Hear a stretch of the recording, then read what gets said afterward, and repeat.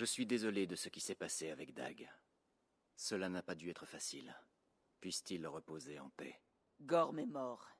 Seul et sans nom, de l'autre côté de l'océan.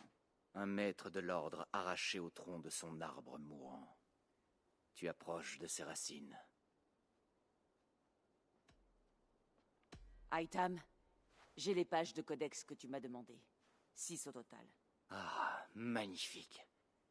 Si peu d'écrits des tout premiers des nôtres sont parvenus jusqu'à nous. Ceci nous permettra de mieux les connaître. Il se peut que ces documents aient été rédigés par les fondateurs de ceux qu'on ne voit pas. Mais leurs noms nous sont inconnus. Le temps les a effacés. Je pense que c'était un choix délibéré de leur part.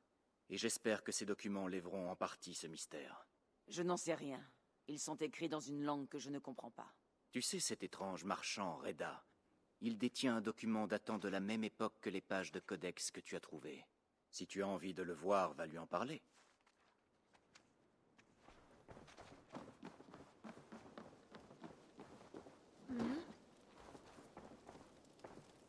Salut à toi.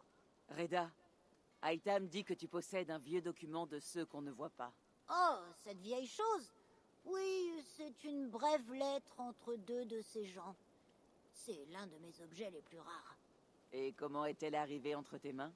Un ami m'a chargé de la garder. Il s'appelait Bayek, un Égyptien. Très gentil d'ailleurs. Cela fait longtemps que je ne l'ai pas vue. Très longtemps. Quoi qu'il en soit, elle est écrite en démotique, alors elle ne t'apprendra peut-être pas grand-chose. Jette-y un œil.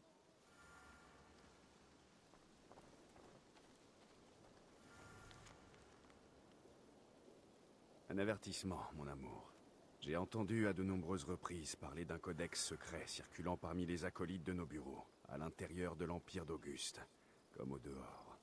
Appelé Codex Magas, il te cite nommément parmi les fondateurs de ceux qu'on ne voit pas. Outre le fait de te mettre en danger, c'est un affront à ce que nous tentons d'accomplir avec notre confrérie.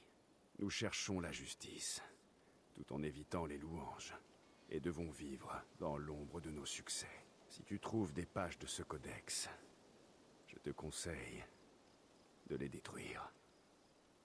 Il faut maintenir en vie le rêve de ceux qu'on ne voit pas. Je ne suis pas naïf au point de croire que ce sera chose facile. Rares sont les hommes et les femmes capables de garder longtemps de tels secrets. Et peut-être échouerons-nous. Mais nous aurons alors échoué au nom de la justice. Prends soin de toi, mon amour. Mon Isette.